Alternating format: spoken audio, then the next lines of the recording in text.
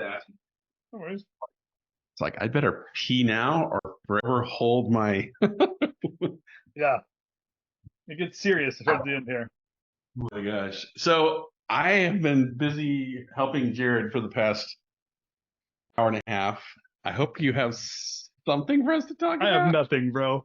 I was hoping you did. I got nothing. So, you know what I think? Okay, I remembered. Let's just do a poll. Let's just do a poll that basically says, like, how was last quarter? And then what do you expect for next quarter? And then we can talk about some of the early information we're seeing in the metrics, the industry metrics that we'll share next week. So today is all about getting people in a frenzy for next week. Okay. Does that work? So you want to make a poll real quick? Why is my camo not working?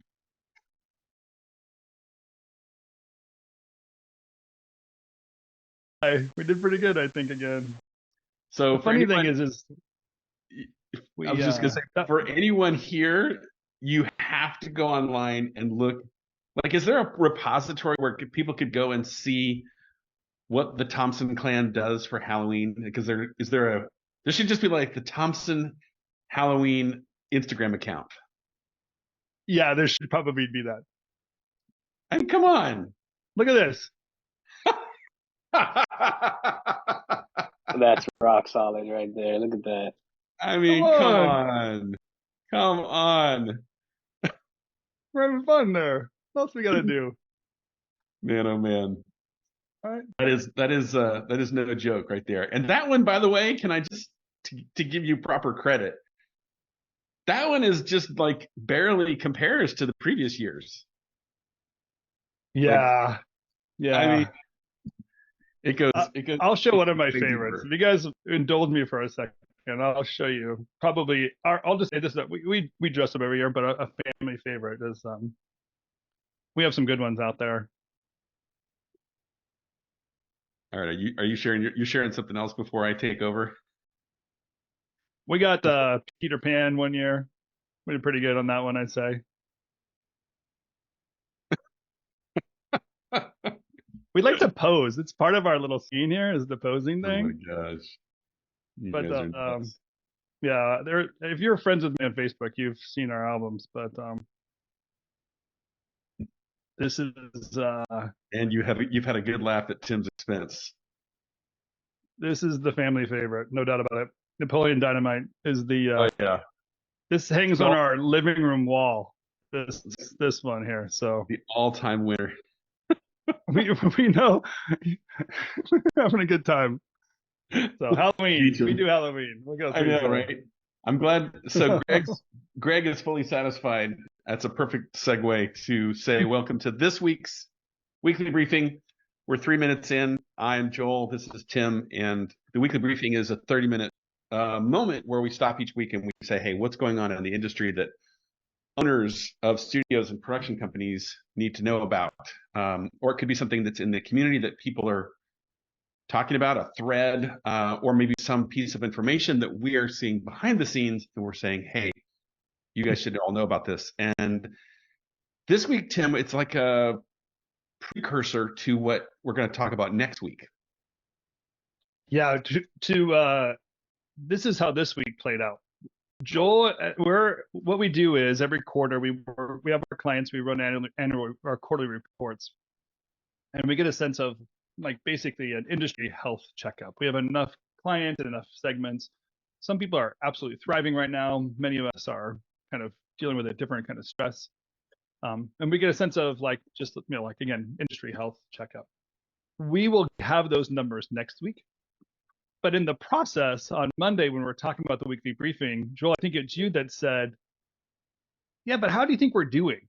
And you almost wanted to initially post something on just the community and say, "Let's just ask a survey." And I'm like, "No, let's actually talk about this," because there's a moment when I'm doing these one-on-one meetings, showing people their quarterly reports and talking about the feeling that you're having, and then associating it with numbers.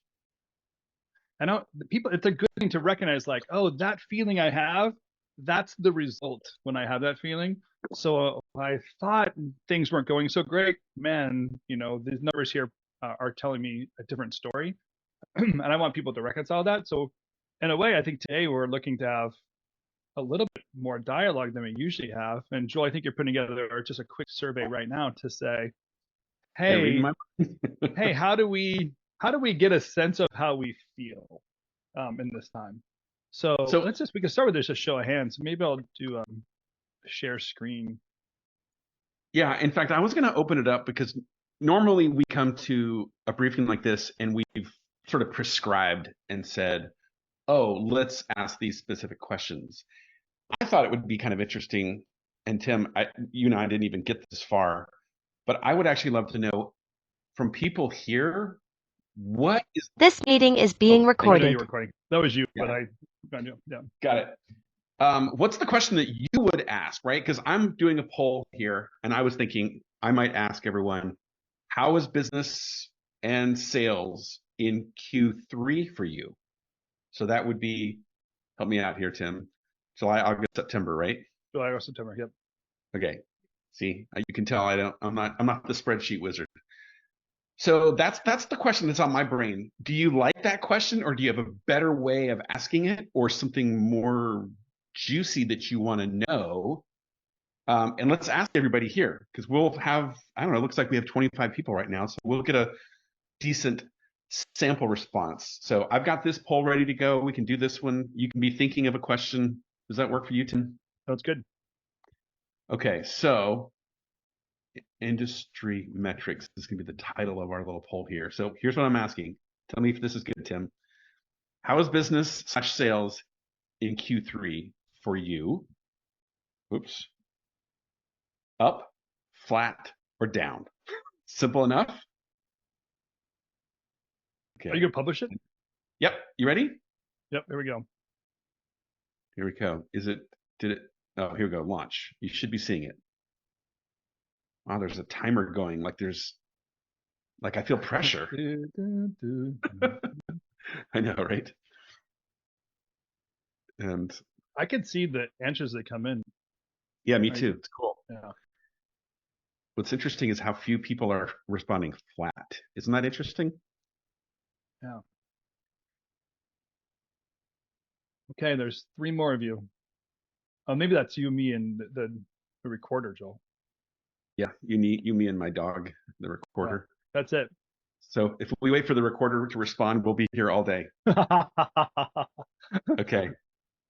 Yeah, flat. Yeah, exactly. Flat just means that compared to first, second quarter, right? Like it just, you maintained in second quarter. Okay, so can I end the poll? I would have also added failed. Shauna, you're scaring me. Okay, here we go. End poll, share results. Here's what we got. This is kind of interesting because, are you seeing the results, Tim? Yeah.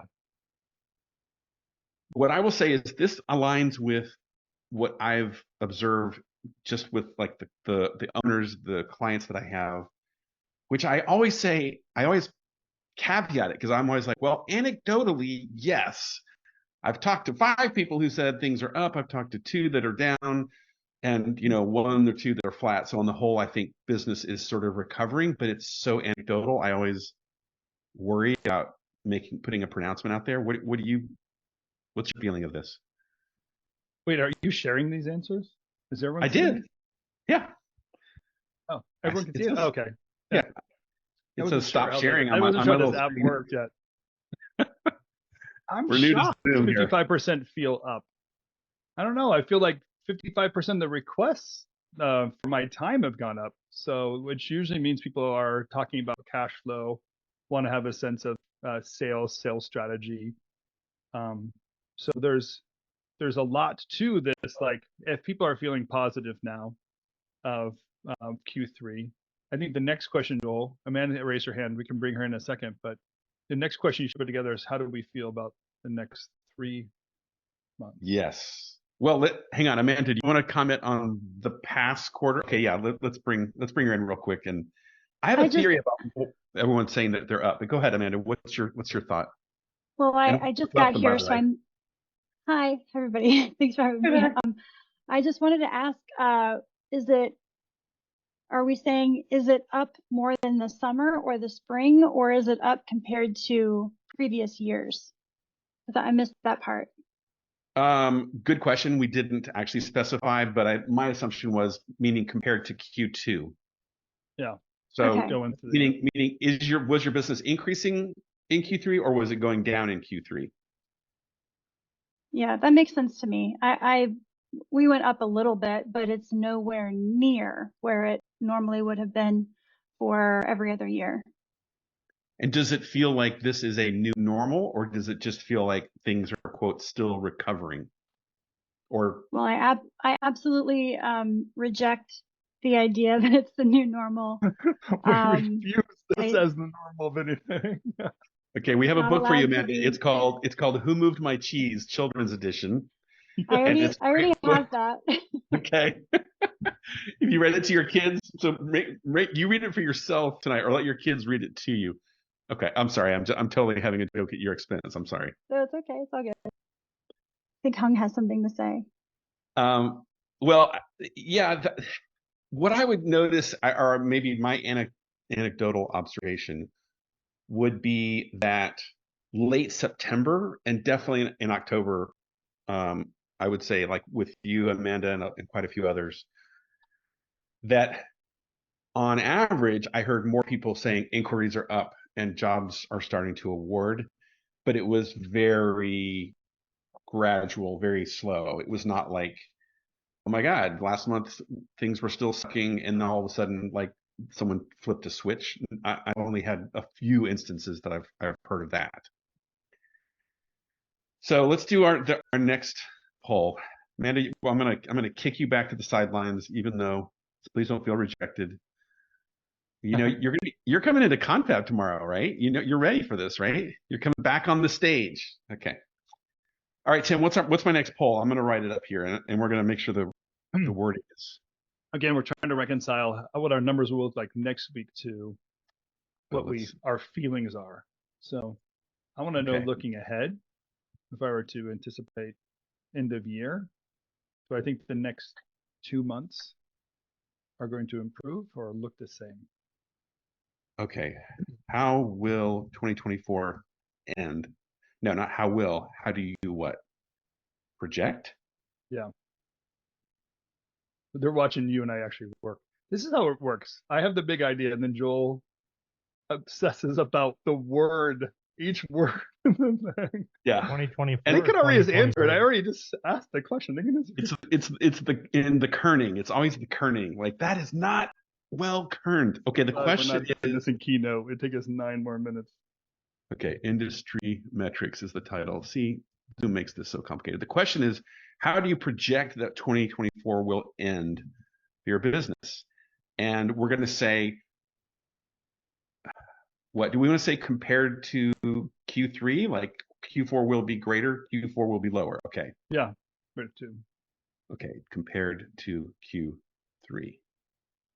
Oh, here we go. And I'm going to say the same thing, up, flat, or down. And it's required, folks. Here we go. Publish that sucker, launch. There we go. Does everybody see that? Did you mean 2023? I did. Oh, yeah. Okay. Thank you, David. I think 2024 is going to be a banging year, though.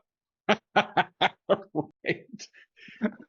Hey, man, if we can look that far into the future, we have no problems. Yeah, 2024. He got all the words right. He got the numbers wrong. That is so Joel. Right, exactly. Thank God Google Sheet does math for me. All right, this is nice. I see a few more folks showed up here. So if you're new, please jump into the poll.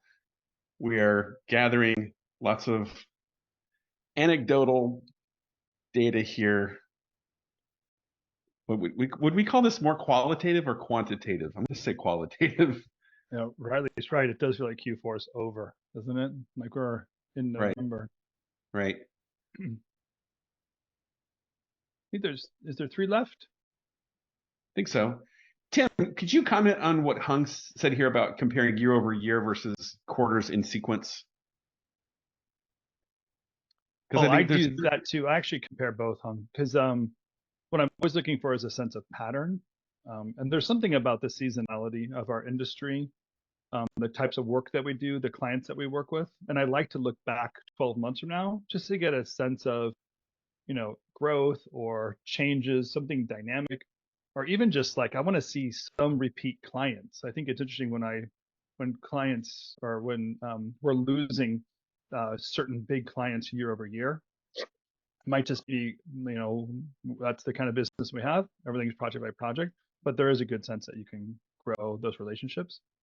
But also on a trend for the year itself, because if you're looking for the next 2 or 3 months, you have to have a sense of what you've built in reserves and where you've been burning money, so you can make corrections and not make future mistakes. So totally different reason to look quarter by quarter, and like an analog way, than just look back every 12 months and compare.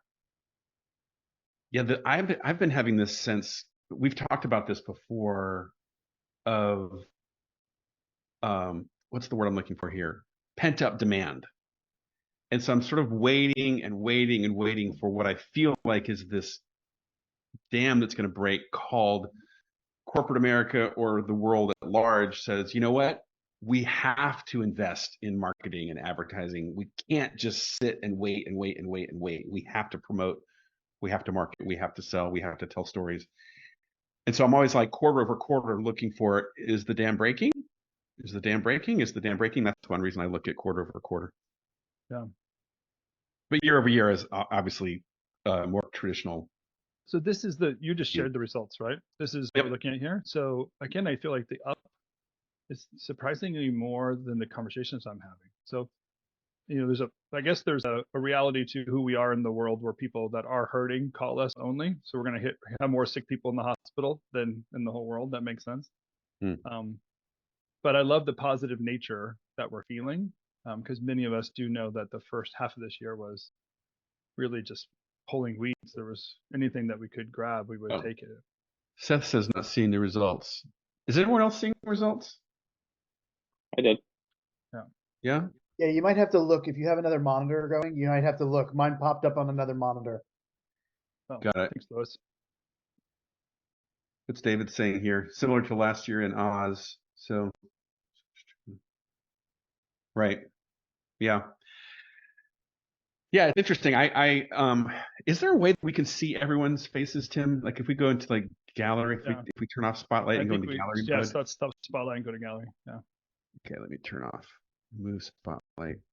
Because then we can do we see everybody's faces? Yeah. I'm curious, overall, how many people feel like just optimistic in general? If you look at where the quarter is going, not necessarily are you going to make more money, but just like generally optimistic, like things are probably going to get a little better.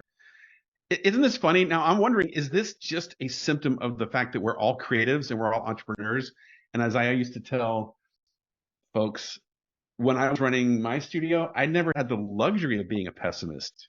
Like I had to get up every day and say, hey clients, we're going to make it happen for you. And hey team, I'm going to make sure that you're all paid for the next whatever number of payrolls. So are we just like by nature optimistic? Nope. No, David, you're like, I'm a first class pessimist. I'm a negative pragmatist by nature. But you raised your hand though, right? Yeah, because there's real data to back up that optimism. Yeah. What are you seeing? Is there anything that you could share that others might find interesting? And like 3 months ago, it feels like somebody turned on the faucet. Like I guess one of those rare scenarios where it just feels like all of a sudden shit went back to normal. And I don't know how long it's going to last. And I'm certainly not by any stretch feeling like we're out of the woods, but I'm just feeling super grateful and positive and going to ride it as long as I can until our next downturn. Right. And you're going to scale production, so you're always spending less than you make, right? Yeah. Right. So when you and I have a drink, we're going to like toast over that like hard lesson learned. Honestly, right? I don't even care about profit anymore. I just care about revenue coming in. Like profit's overrated. David, we should talk. I'm going to teach you a couple. I'll just say this, you know what? And not revenue. You always make money no matter how much money you're making. So you gotta win it always. That's the key. What if I? Yeah, but we're making up for lost time and sort of like rebuilding the team, like there's losses that we're sort of making up for. So it's, to me, revenue gives us the opportunity to do that. And so I'm not hyper focused on making sure that we hit our margins. I'm hyper focused on making sure that we can get back to, like, you have to sort of relearn how to work at a certain cadence, right? Like, we forgot that for the last couple of years. So it's like, certain I need size. to make sure that the team has the support and the resources to do their best work, because it takes a minute to get back to that sort of I level. do like that you just used the word margin there, maybe in lieu of profit, because it does tend to be a less triggering word, especially for creatives. But I'm curious to know who here would maybe give us the opposite perspective that David just shared. Who here would say it's continuing to suck and maybe it's going to suck worse for the next couple months? Does anyone experiencing that, feeling that, Lewis? I just think it's not quite. I think companies don't know what they want to do yet. And I think when they do figure out, let me put it a different way. I don't think they know what they're going to do for the next 5 years, essentially. And I think it's going to be a great time for all of us while they're figuring it out. But I think the first few months of that sort of skipping toward what I think will be a time of loose purse strings is going to be a little ugly, personally, because the actors' strike isn't over yet, and there's a little mushiness with the holidays, and I just worry about the next few months personally. But then I do think there's going to be a time of great, I sound like a psychopath saying this, but a time of great wonderfulness, where the streamers just try to, they don't know what they're doing exactly, and they end up overspending. Yeah, and we could take advantage of it because we're the professionals helping them, or we're leveraging things in a different way. I think Lewis, you're saying something that that resonates with me too. I almost feel like Ryan, the podcast he helped us do, the beginning of the end, is almost the same sentiment of, there was a sense 5 years ago that people were optimistic of what the next 5 years are. Now we're looking at the next 5 years, wondering what the transition is going to be, but we're recognizing a transition for something somewhere. And to some degree, right, the bounce back we're going to feel is, we don't know what to do. Let's go back to what we were doing before. The results won't be the same, and therefore there's going to be a transition. But there is huge opportunity in this transition too. And our entrepreneurial brain has to just stay active, asking those great questions. What is happening? Because we're good. We already know that. So how do we leverage that to move us forward? Did anyone notice, I would say, David, to me, the casual observer, that you and Lewis are in relatively the same space, right? The entertainment, broadcast, streaming sort of world. So it's really interesting to hear both of you kind of in that same vertical, looking at the two different sides of the coin. Ryan, did you have anything you wanted to chime in there? I know you're a man that's rarely at a loss for words on what Tim was saying. I mean, I just feel like there's varying factors at play, right? Like there's no money out there right now. Like if you just look at the like macroeconomic world, like there was basically free flowing money at the same time that what we did was still considered novel, and it's all kind of hit at once. But there's not money out there right now at the way there was in terms of scale, right? Like globally, nationally, people's budgets. I'm more interested. I'm so sick of the pop-ups. I just wanted to, whatever the like level is going to be, I just wanted to be at the level so we can adjust to that, because I feel like this is like the last big pop in my mind for right now until we really find out what money people have. Like people have money to spend. The people we work with are trying to make up the same misses for the entire year that we've had, right? So they're going to sell and try to sell and market and advertise for the rest of the year. They're going to hire us to do it. But then when we get to the beginning of the year again and everybody's evaluating what happened, then it seems like that's a reset that we have to start like really trying to understand what that is. To me, that I feel like until like February, March, we won't really know where everything falls out based on the end of this year and the beginning of next year. So like on a huge thing, that's my big kind of like concern. So to that point, Tim, did you ever find that report that we were going to share? Did you ever get hold of that? Because when you talk about the cash flow looking into the future, Because really the question I was going to ask was, how many people here feel like they have some sort of visibility into the next 2 or 3 months, which is of course my prompt to say, Tim, can you show an example? Hey, here's a simple tool that everyone can use to be like, hey, here's how, if I was looking at an example company, I would at least have some sense of the next couple months. Yeah, it's really, so I actually built this a little bit just to show an example that I'm seeing repeatedly over the last 2 or 3 weeks. And I want to give people a sense of like what this number really means to me. So this is just a sample cash board. This is no one's actual cash board. And many of you have already seen this. You know, it's basically a starting balance and then the burn rate on a week by week basis to just give you a running available cash remaining balance. And then a sense of like, when do you go negative, or when does you hit off the cliff? And as you know, this is about time, not money. So the real question I ask is, how long until the next major event has to take place so that we don't ever hit this bottom line? Because if I extend this out long enough, everybody is negative. The question is, how long do I have till the tipping point shows up? But here's what's interesting to me, Joel, is most of this expenses and stuff like that are repeated. There's work to be done here because we're trying to match expenses to revenue. But with enough time, we don't go cut staff people. If we know we have a 6-week sales cycle and 8 weeks of cash, we're going to be okay. Something's going to come in the door. But down here in accounts receivable is where I'm seeing the trend, because it looks like this over and over and over again. Notice about halfway through this cash board, everything is on the left and there's nothing on the right. What this represents is that these bottom numbers here represent current projects in-house and outstanding accounts receivable.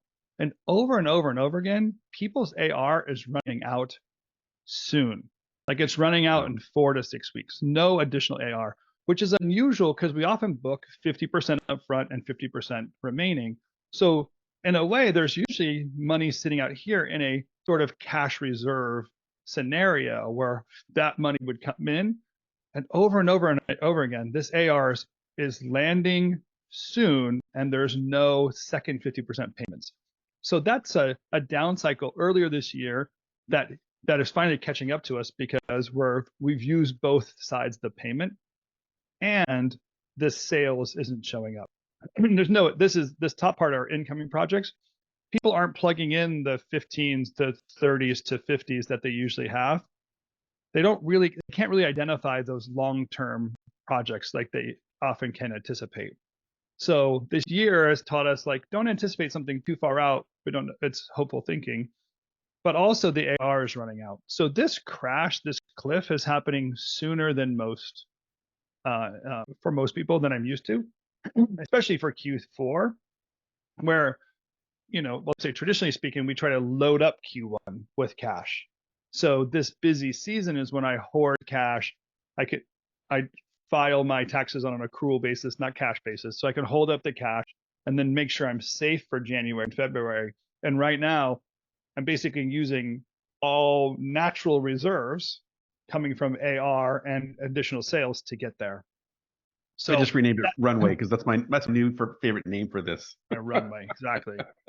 So I can look at negative December 11th, but I really hit my turning point somewhere here November 13th. So I'm looking 4 weeks out, not 8 weeks out as a turning point.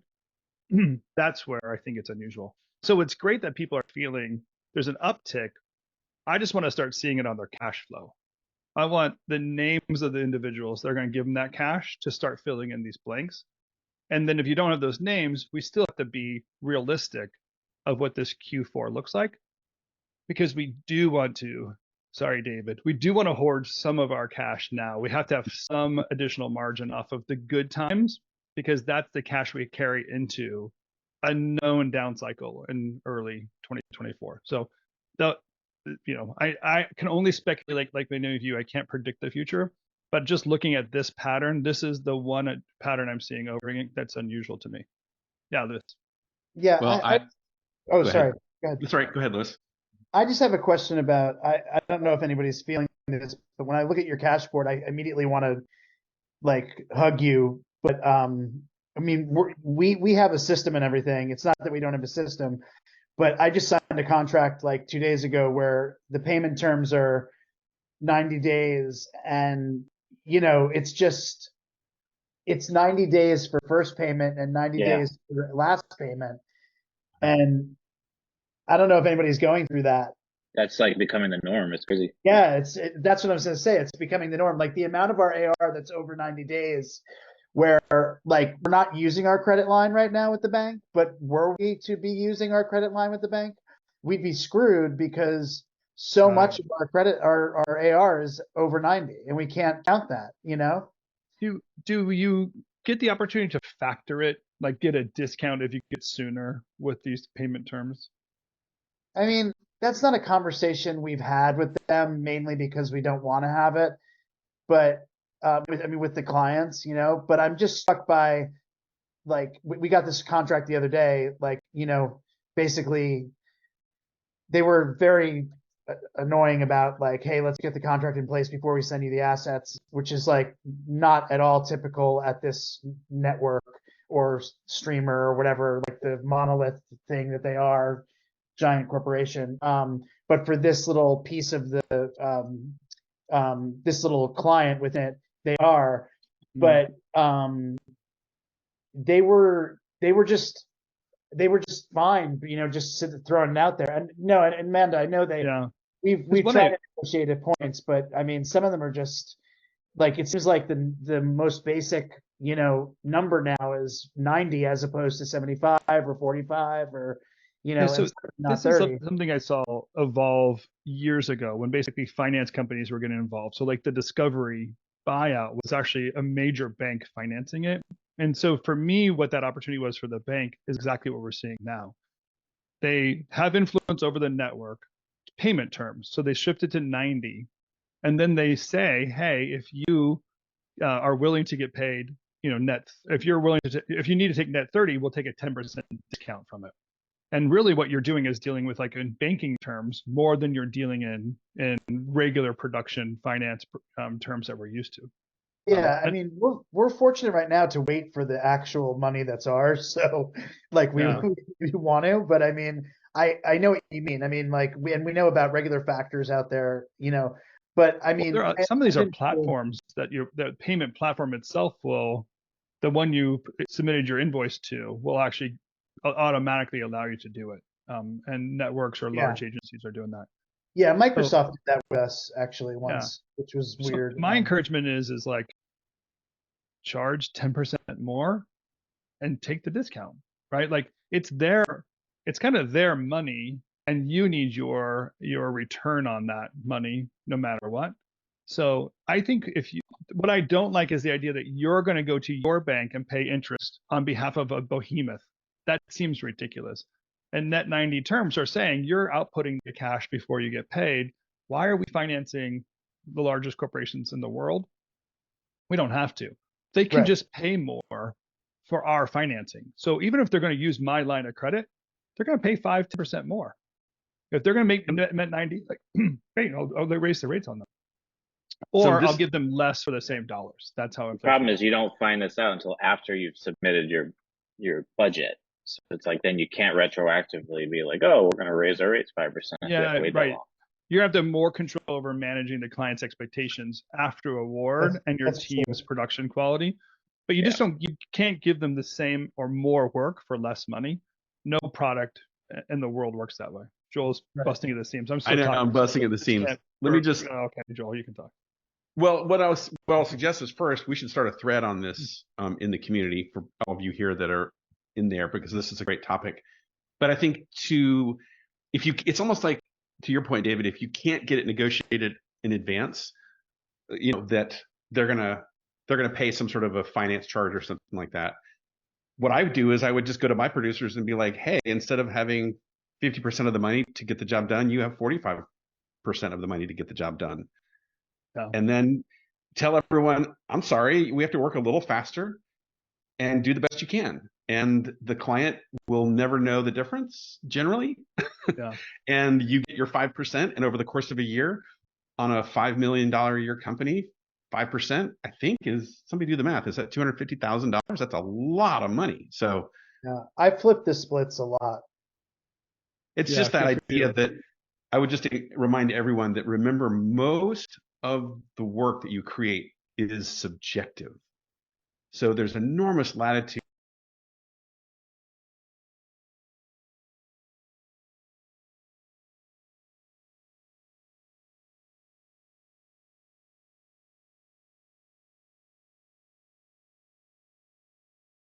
This meeting ones is that being slow pay recorded. us, you know what? I'm sorry. I'm going to take your money and run. And F you, pay me. I'm going to do a good job, but I'm not going to over deliver for you because you didn't over deliver for me. I feel this is when we lose most of you guys, because we make it sound so easy because we don't have to do it on a day-by-day basis. It's true.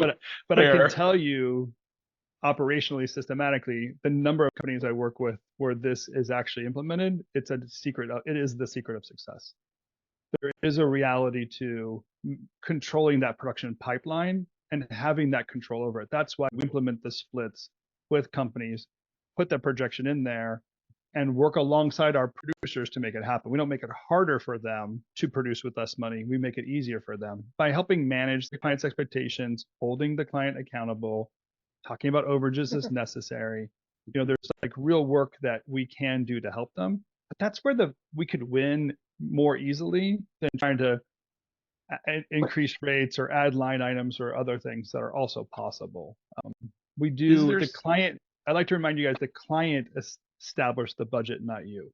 They Is there someone here? Like I'm kind of looking at you, Shauna, and if it's not you, feel free to pass.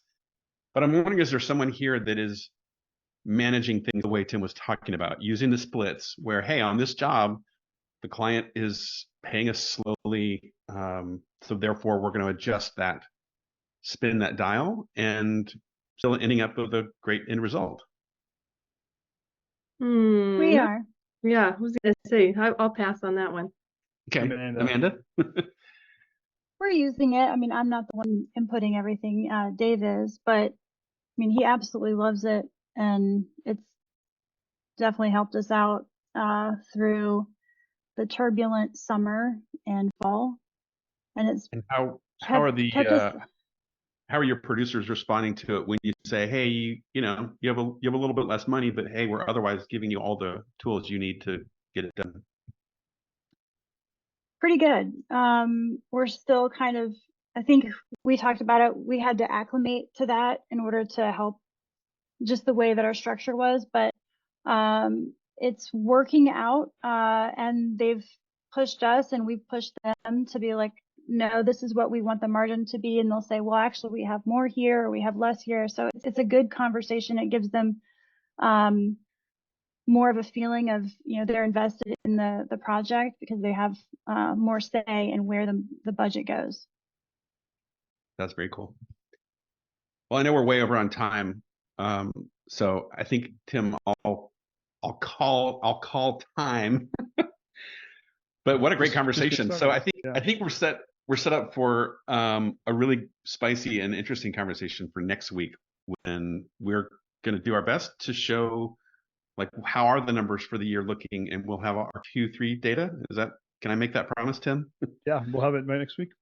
Jaken's working diligently right now. And if you owe us your reports, you better give it to us now, because we're going to come after you in the next couple of days if you don't. That's right. And we look forward to getting all that info and coming back and sharing it in a compiled, pretty manner, so we can see some interesting conclusions and the trends. So thanks everyone for being here today. I think we should highlight Jenny, the mother of MoGraph right now. She is living. Oh yeah, there she is. Yes. She's blushing.